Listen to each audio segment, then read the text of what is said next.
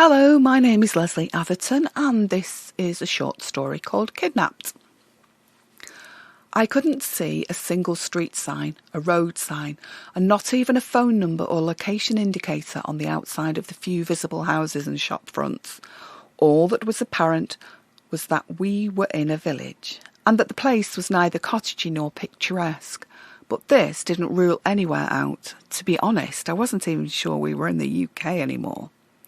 Having no recollection of a journey or drugged abduction, I initially assumed we must be located close to where we last remembered, our local B&Q store.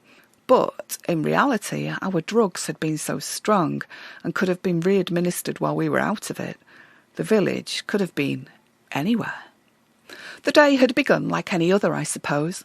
The sky wasn't particularly bright, and nor was it particularly dark.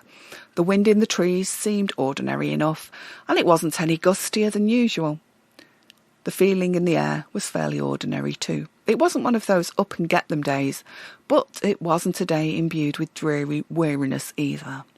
I'd considered a few activities for the day. Perhaps Nuala and I would nip to the city centre and browse the Oxfam bookshop, or my other friend Tracy might accompany me to a DIY warehouse to offer me her advice on power tool shopping. It was a day without restrictions, though not exactly one budding with adventure. In other words, I experienced no sixth sense or intuition that the day would be anything less than boringly normal. Tracy won over Nuala in the end, as she rang me before I got round to ringing her. "Are you playing out?" she asked, the phrase being our normal code for hanging out at shops, wandering around and eating a huge, delicious meal in Wetherspoons or a deli, wherever we ended up. For one day, every now and again, we were transformed into ladies who lunched. Once we'd lunched wearing wellies, trudging through the snow and arriving in a snazzy little bistro amongst the smarter folk of the town who had considered bringing indoor shoes to change into. We had not. Anyway, the B&Q day.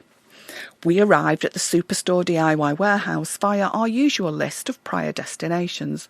Lidl for groceries, 4 charity shops for bits and bobs, the butcher for a special order chicken pie, and Johnson's for compost and unusual garden plants we wouldn't be able to get in B&Q. The DIY store was somewhere we visited every few weeks.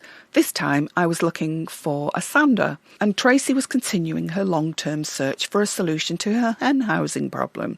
We'd anticipated being out of the store within half an hour or so, and our stomach rumbles had made our next arrangement.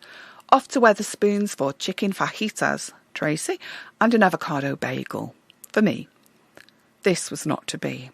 We were told later that Tracy and I had been the final customers to trigger the store's automatic doors and walk in, before the shooters had jammed the mechanism, the tills, and every other element of the store's computer systems, and before the echoes of fear began to trill around that huge warehouse-like shop.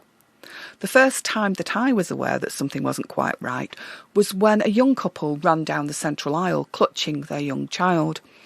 Almost colliding with us, their shrieks were so high that they were almost playful. Tracy and I looked back to where they had run from, expecting to see the remainder of their family involved in a game of chase or something. We didn't see that. We heard of the 4 men before we saw them, their loud, seal-like voices barking orders to staff and customers. And as the 4 men emerged fully, we tried to retreat back down the aisle, but we were seen too quickly. "You two, over here now," we complied. We were beckoned over into the centre of the store near to the bathroom area and were ordered, along with around 30 others, onto the floor, face down, with hands over the backs of our heads. Tracy and I stayed close, lying alongside each other. I moved my head so I could see her. My friend's face was as pale and dusty as I assumed mine would be. I wanted to reach over and squeeze her hand, but gave a tiny reluctant smile instead. "Shit," she said. I knew what she meant. It wasn't long before things began to change. There was talk of hostages, and I assumed the 4 men would select a small handful of customers to take control of. But before we knew it, each of us had been hog-tied and injected with some strong medication. We didn't know what it was, but it was enough to knock us all out, no matter how much we struggled. And now we are here. Well, some of us are here. Tracy is, and so are 4 other people I vaguely recognise from the shop. But where is here? And why are we here? Rubbing our eyes and emerging from our drugged state slowly, the 6 of us wandered around. Dazed, we had no idea what to do or where we were. Then I realised that one of the 6 was one of the store hijackers, and it appeared that others were making the same realisation. "You're one of them," I blurted out. "Not anymore," he said. "There is no them, just us." "What?" "We're all in this together. This whole thing was masterminded by just one man. Each little repopulation group is headed by someone like me." "What whole thing?" a young man asked. "The destruction of the world as it was, of course. The only people that he, Marcus, is allowing to repopulate the world are those who are handy, practical, and can rebuild the world in the way he wants it.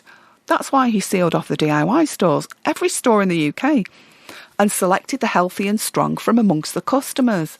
That's also why the remainder of the UK is no more." "How?" "Environmental, chemical, nuclear, who knows? But his plan was to annihilate all but a lucky few. I've no doubt that he's done it." By this point, our small group was rounding on him. "What the hell are you talking about?" one young woman asked. "If he's destroyed the UK, where are we?" "Can't you guess?" the man asked. "No. It feels like an enormous stage set." "Got it in one." "What? All this is fake?" I asked. "Oh yes," the man said, "even the weather." "And how long do we have to stay here for?" I asked. 5 years, till the outside is safe again." "How many of us are here?" "Yeah, a couple of thousand across the UK." "Is the man an evil genius?" a young woman asked, in all seriousness, and it broke the tension. A couple of us giggled. "I'd say so," the man said. "Anyway, my name is Terry. Come on, I'll give you a tour, and just so you know, we're self-contained in every sense of the word. There's no way in or out of this place. We have food supplies, power, water, and everything else we'll need to survive till out there is safe." "What will happen to the people still out there?" I asked. "They are already gone. Mass genocide," the man said. "It's for the best." "How is it for the best?" I shouted. "My mum is out there, my dad, my friends, all our loved ones," I said, gesturing round at the nodding faces in front of me. "Then you should make your peace with their memory and feel honoured that you have been selected." "Random," one man said. "Not random, just chance," Terry said. "Shall we look round and get to know your new home?" Numbly, the group trailed this brainwashed man. At least we were alive. We'd been chosen and we had to make the best of it. We had a clean slate on which to write our new stories. Perhaps it wouldn't be too bad after all. Who was I kidding? I was furious. With mutiny in mind, I dutifully followed Terry and the others. No way would I last 5 years.